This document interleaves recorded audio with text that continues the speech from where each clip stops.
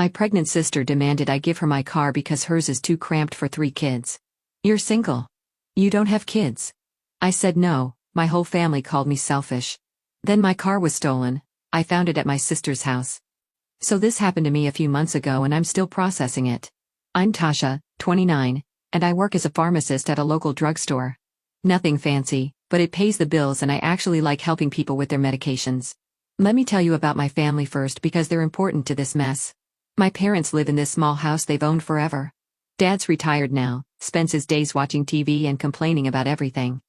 Mom works part-time at a grocery store, just to keep busy really. They're not rich but they get by. Then there's my older sister Emma. She's 34 and has this whole family thing going on.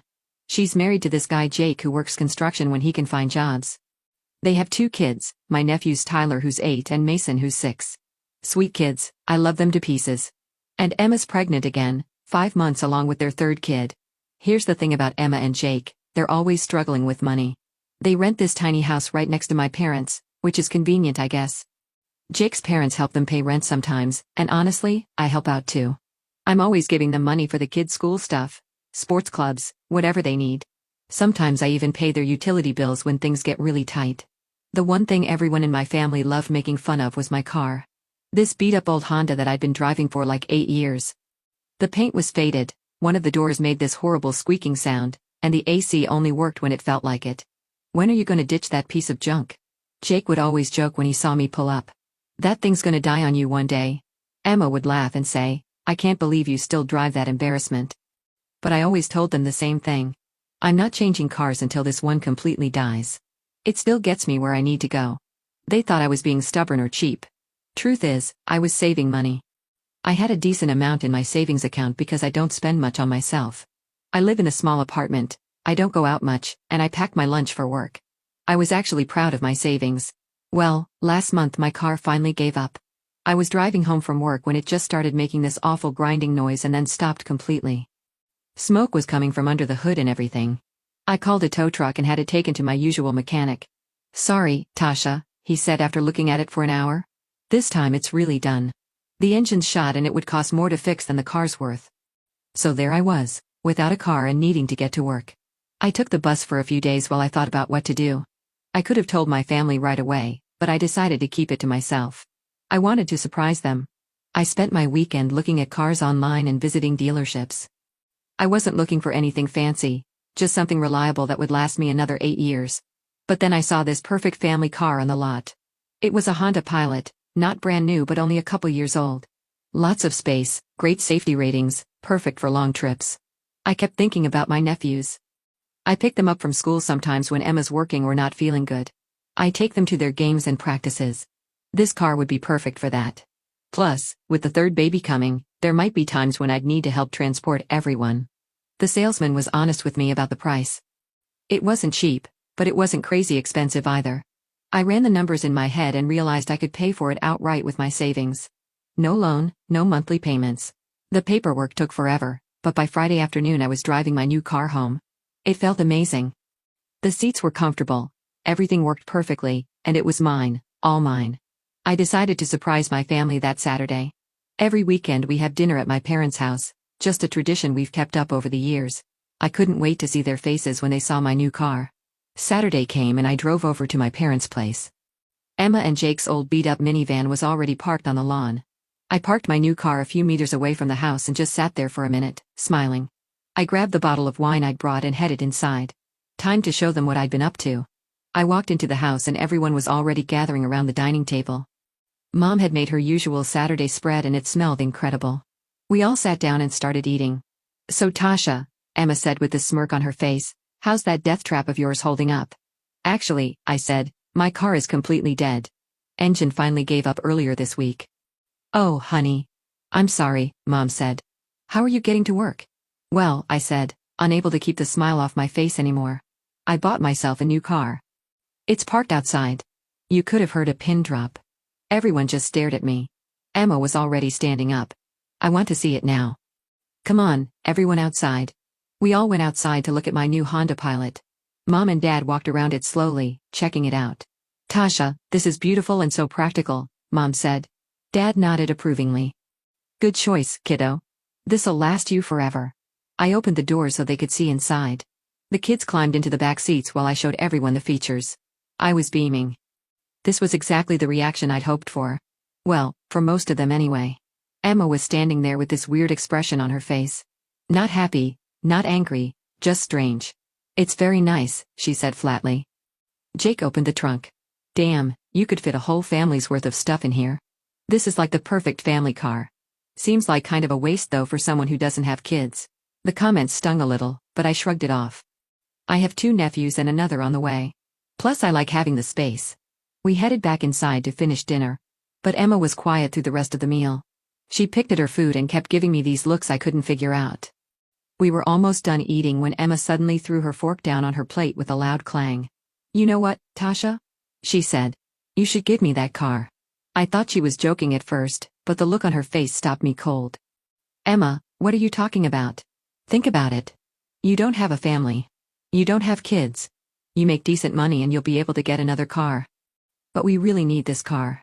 Our minivan is falling apart and it's way too small for 3 kids.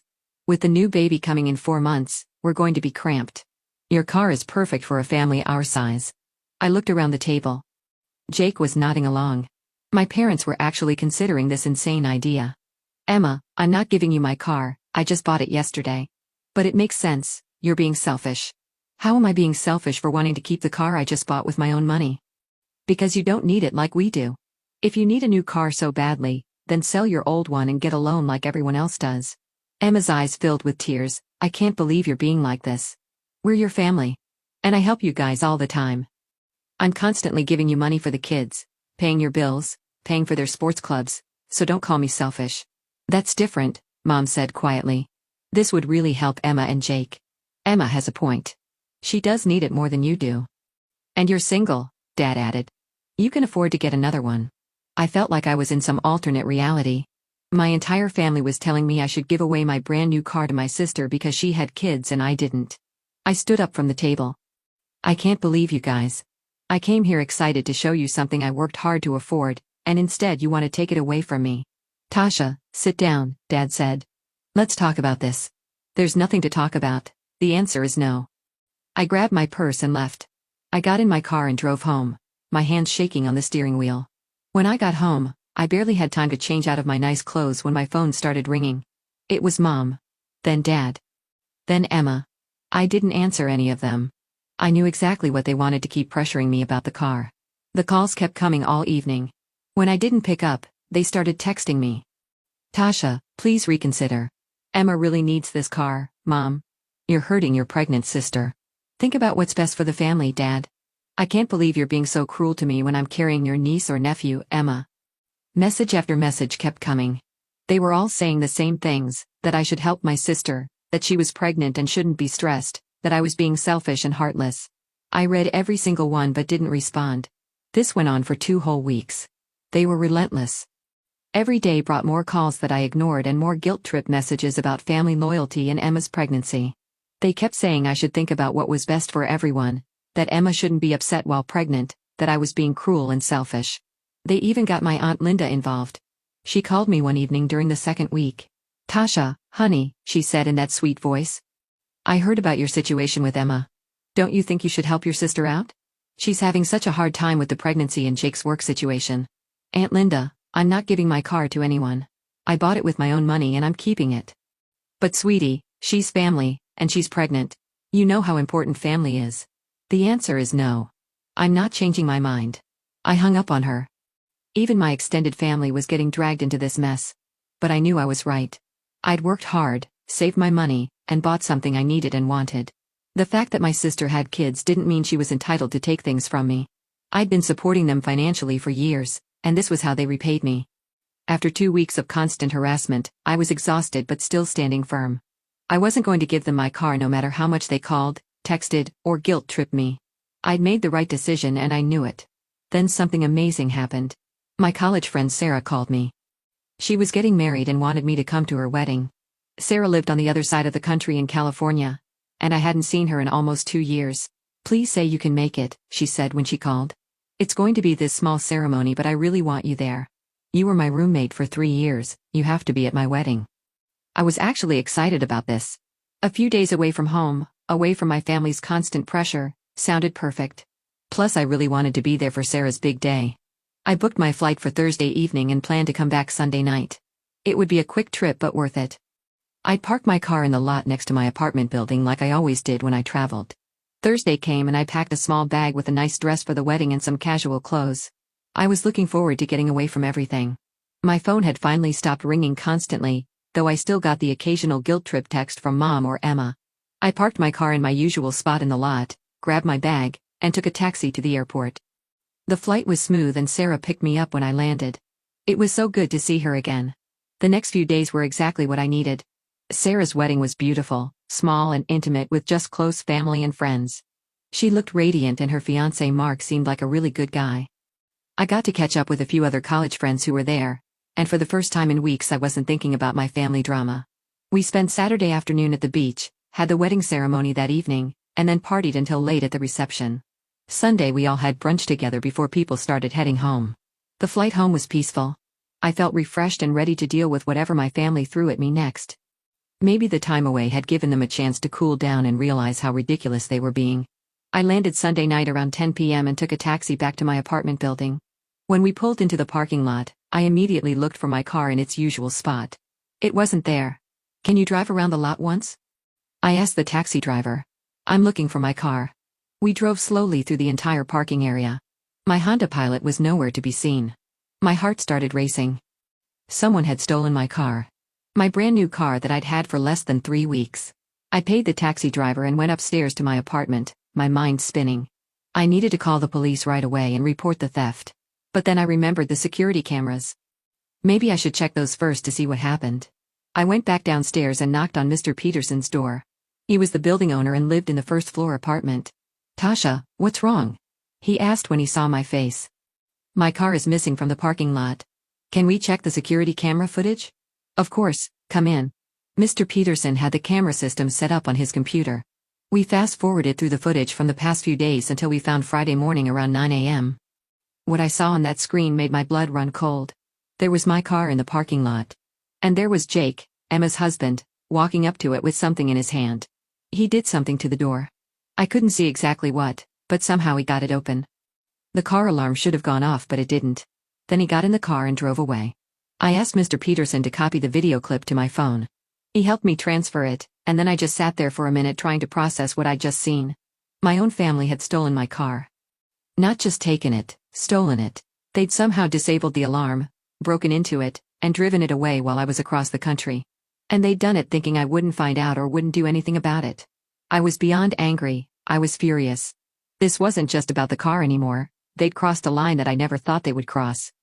"You should call the police," Mr. Peterson said gently. "Not yet," I said. "I want to see if the car is where I think it is first." I called the taxi and gave the driver Emma and Jake's address. During the ride, I kept replaying the video in my mind. How had they gotten into my car? How had they disabled the alarm? When we pulled up to their rental house, I saw it immediately. My Honda Pilot was parked right there in their driveway, bold as you please. They hadn't even tried to hide it. I stared at it through the taxi window, my hands shaking with rage. They'd actually done it. They'd stolen my car and just parked it at their house like it belonged to them. I walked up to their front door and started pounding on it with my fist. I was so angry I could barely see straight. Jake opened the door with Emma right behind him. When they saw me, Jake actually smiled. "Hey, Tasha," he said casually, like nothing had happened. I pointed at my car in their driveway. "What the hell is my car doing here?" Emma stepped forward with this smug look on her face. "Well, if you hadn't been so stubborn, we wouldn't have had to take matters into our own hands." "Take matters into your own hands?" I could barely get the words out. "You stole my car." "We didn't steal anything," Jake said. "We just took what you should have given us in the first place." "How did you even get into it?" I demanded. Emma smiled. "Remember those spare keys to your apartment that you gave Mom and Dad a few years ago? Just in case of emergencies? Well, this was an emergency. We went to your apartment while you were gone and got your car keys." I felt like I'd been punched in the stomach. They hadn't just stolen my car. They'd broken into my apartment to do it. "Give me my keys back right now," I said, "and get away from my car." Emma laughed. "I don't think so. This is our car now. You can go buy yourself another one." "This is theft," I said. "I'm calling the police." "Go ahead," Emma said. We'll tell them you promised us the car and then changed your mind. Who do you think they'll believe, a single woman or a pregnant mother with 2 kids? She slammed the door in my face. I stood there staring at the closed door, shaking with rage and disbelief. They thought they could just steal from me and get away with it. They thought I'd be too afraid of causing family drama to do anything about it. They were wrong. I called another taxi and went straight to the police station. I was done playing games with my family. They wanted to treat me like a criminal? Let's see how they liked dealing with actual criminals. At the police station, I explained the situation to the officer at the front desk. He took me to a detective who listened to my whole story. So your brother-in-law took your car without permission? Detective Martinez asked. Yes, I have video proof of him stealing it from my parking lot. I showed him the security footage on my phone. And where is the vehicle now? Parked at their house. I just came from there. They refused to give it back. Detective Martinez nodded. We'll need you to fill out a theft report. Do you have proof of ownership? I pulled out my registration and insurance papers. I bought it 3 weeks ago. It's registered in my name. All right. We'll send officers to retrieve the vehicle and bring in your brother-in-law for questioning. I filled out all the paperwork and gave the mama and Jake's address. The detective said they'd call me once they had my car and had spoken to Jake. The next day, Detective Martinez called me. We have your vehicle at the station. Your brother-in-law has been arrested for auto theft. We also brought in your sister for questioning since she admitted to being involved. Can I come get my car? Yes. But there's a situation here you should know about. Your family is here and they want to speak with you. When I walked into the police station, it was chaos. Emma was sitting in a chair crying loudly. My parents were pacing around, both of them red in the face. When they saw me, they rushed over. Tasha, Mom grabbed my arm, you have to drop these charges right now. How could you do this to your own family? Dad demanded. Emma looked up at me with mascara running down her face. You're a monster. You're trying to destroy my family. I'm getting my stolen car back, I said calmly. He's going to jail because of you, Emma screamed. My children's father could go to prison. He went to jail because he stole my car, I replied. Mom started crying too. Please, Tasha. Think about the children. Think about Emma's pregnancy. You can't let Jake go to prison over a car. It's not just a car, Mom. It's my property that he stole. But your family, Dad shouted. Family doesn't send family to jail. Family doesn't steal from family either, I shot back. Detective Martinez came over. Miss Tasha, we need to know if you want to proceed with the charges. I looked at my family. Emma was still sobbing. My parents were staring at me like I was some kind of criminal. None of them seemed to understand that what Jake did was actually illegal. You know what? I said, I'll drop the charges, but only under one condition. You all leave me alone, completely. I want nothing to do with any of you ever again. Tasha, don't be dramatic, Mom said. I'm not being dramatic, I'm done. You stole from me, broke into my apartment, and then acted like I was the bad guy for being upset about it. I'm cutting all ties with you. You can't mean that, Dad said. I absolutely mean it. I'll drop the charges against Jake, but in return, you never contact me again. No calls, no texts, no showing up at my apartment, we're done. I turned to Detective Martinez. I'll drop the charges. He nodded and went to handle the paperwork. Jake was released a few hours later, though they kept him for a couple extra days for resisting arrest when they tried to take him in. I got my car back and drove home. That night, I blocked all their phone numbers. I blocked them on Facebook, Instagram, every social media platform I could think of. I wanted them completely out of my life. The next few months were actually peaceful. No constant phone calls asking for money. No guilt trips about not helping enough. No drama. I could just live my life without worrying about what crisis my sister would have next. About 5 months later, my Aunt Linda called me from a different number that wasn't blocked. Tasha, honey, I have news about Emma. She had the baby, a little girl. Your parents wanted me to tell you that you have a new niece. Okay, I said flatly. Don't you want to know her name or see pictures? No. Linda sighed. Tasha, don't you think this has gone on long enough? It's been 5 months. Maybe it's time to forgive and forget. Forgive and forget. I couldn't believe what I was hearing. They stole my car, Linda. They broke into my apartment. They treated me like garbage and then expected me to just take it. But they're your family. No. They're not. They stopped being my family the day they decided my sister's wants were more important than my rights. You're really going to throw away your whole family over a car? I didn't throw them away.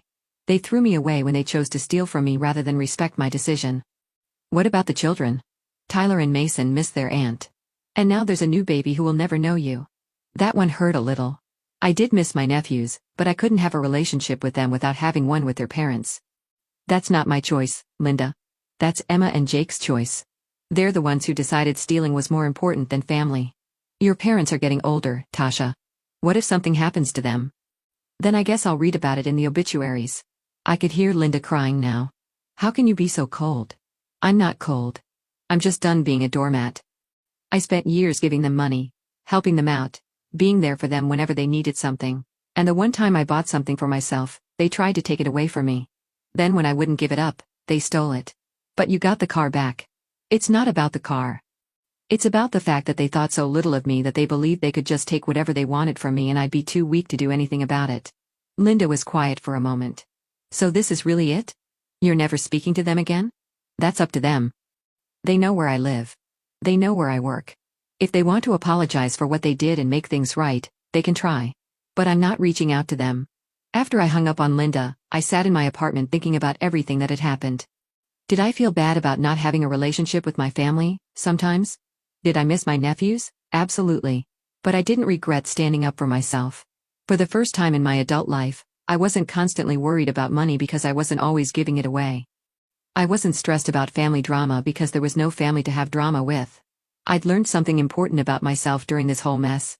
I'd learned that I was stronger than I thought. I'd learned that I didn't have to accept being treated badly just because we shared DNA. My family thought they could steamroll me because I'd always been the helpful one, the one who gave them money and bailed them out of problems. They thought I'd rather give up my car than cause trouble. They were wrong about me. And now they had to live with the consequences of their choices, just like I had to live with mine.